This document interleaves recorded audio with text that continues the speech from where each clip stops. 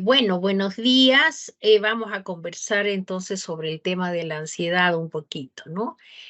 En realidad, más que cuáles son las causas de la ansiedad, podríamos hablar más bien cómo es que esta aparece repentinamente, ¿no? Porque em, tenemos dos formas de presentar ansiedad, por decir así. Una es la natural ansiedad propia de la existencia que todo ser humano vive, ¿no? A través del desarrollo de su vida y que va cambiando de traje, ¿no? Como al principio el niño tiene mucha ansiedad y temor a la oscuridad, por ejemplo, a perder a sus padres o a no contar con la protección de los padres, ¿no? Y a medida que vamos desarrollando, llegamos en una etapa ya adulta, joven, tenemos temor a enfrentar la vida, la realidad, las exigencias laborales, ¿no es cierto? Y luego llegamos a una etapa ya final, ¿no? Sobre los 60, 65 años de edad, en que nuestra ansiedad está orientada en la existencia, como el niño, como el joven, adulto, hacia la temática final, ¿no? Que es el término de la vida, las enfermedades propias de la edad, el desgaste de las distintas facultades, en fin. Entonces, hay una ansiedad que es propia de la vida y de la existencia, y hay una otra ansiedad que surge cuando tenemos la advertencia de un peligro, de una amenaza, que nos quita la seguridad o que nos desestructura, que nos hace perder la certidumbre en nuestro camino habitual del diario vivir. Esas serían como las dos expresiones de la ansiedad, más que hablar de causas, ¿te fijas? Cuando nos da ansiedad ante esas dos grandes situaciones, ¿no? Bueno, cuando la ansiedad natural de la existencia sube de tono al punto que nos limita en nuestra vida diaria, podemos hablar de que estamos frente a una ansiedad que ya no es normal porque no la estamos pudiendo conducir, no la estamos pudiendo gobernar, no la estamos canalizando por donde tiene que ir, ¿no? Em, un ejemplo, ¿no? Yo recuerdo una persona que tenía, según ella, una sobredosis de ansiedad y vivía, como decía ella, parada como loro en el alambre. Pero lo que yo percibí cuando profundizamos el caso es que faltaba que su espíritu creativo, su facultad creativa, ella la canalice en su propia profesión.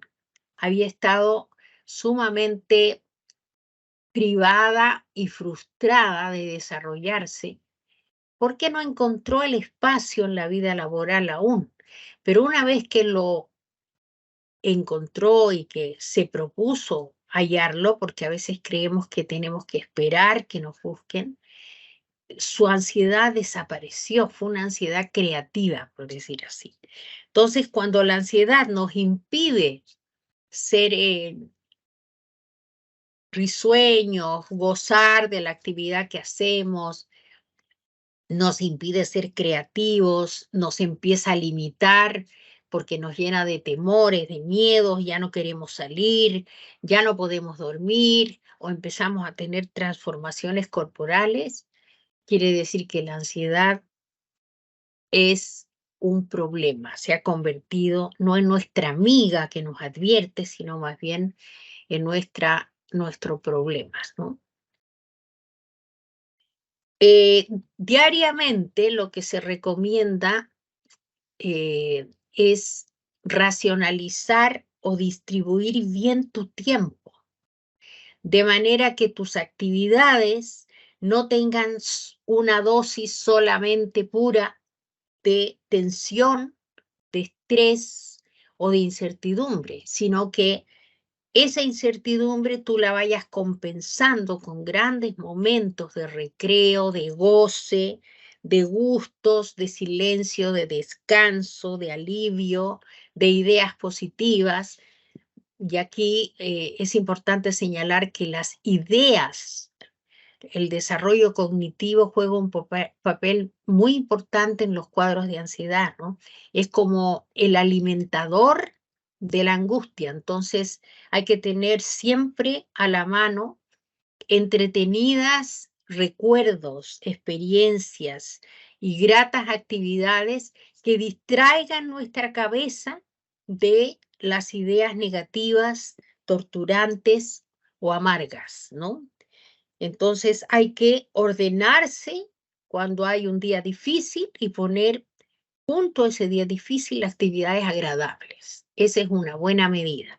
Aparte de ejercicios físicos, ejercicios propiamente de meditación, ejercicios de silencio, que también, ¿no es cierto?, colaboran y ayudan a que la ansiedad la podamos gobernar, la podamos conducir positivamente. Como decía anteriormente, cuando sentimos que nos empieza a limitar en nuestra vida diaria, cuando empezamos a sufrir con ella, cuando nos empieza a generar un sufrimiento que nos empieza a paralizar, que no nos permite movernos o que nos descompone físicamente cuando es muy alta, ¿no?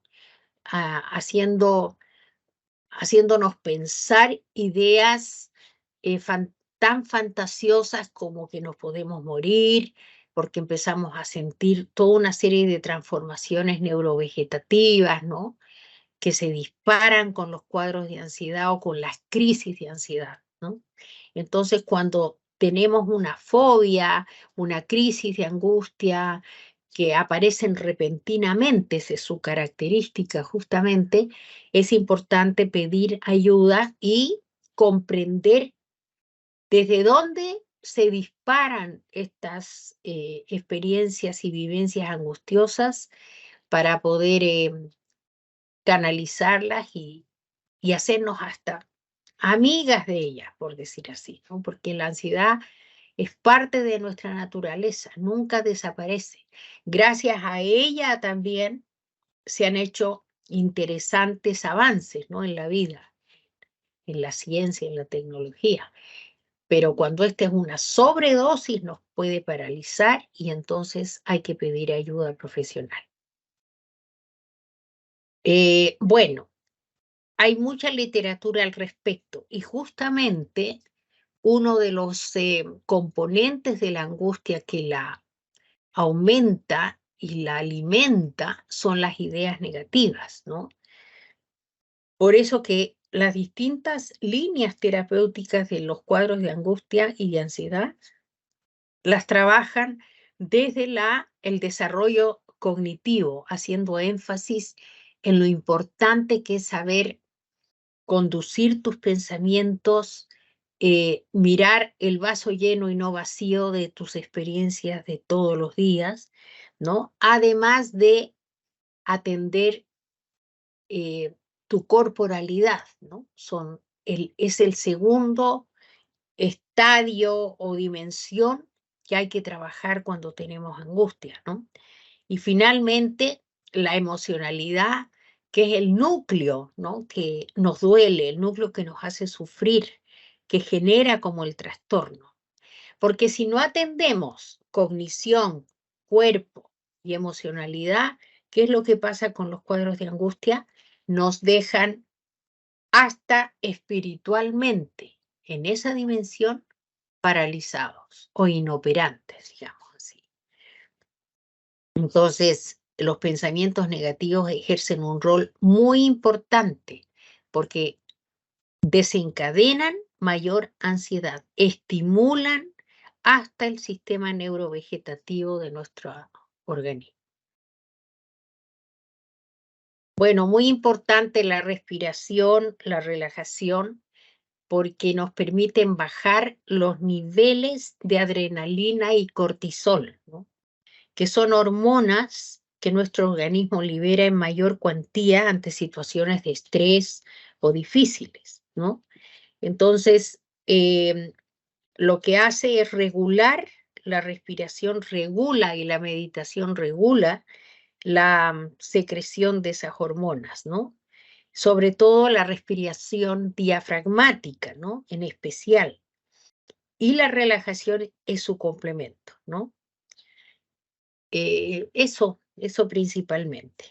Así desaparece la taquicardia, la sudoración, las ganas de arrancar, ¿no? La desesperación, la sensación de ahogo, la sensación de no tener espacio, en fin.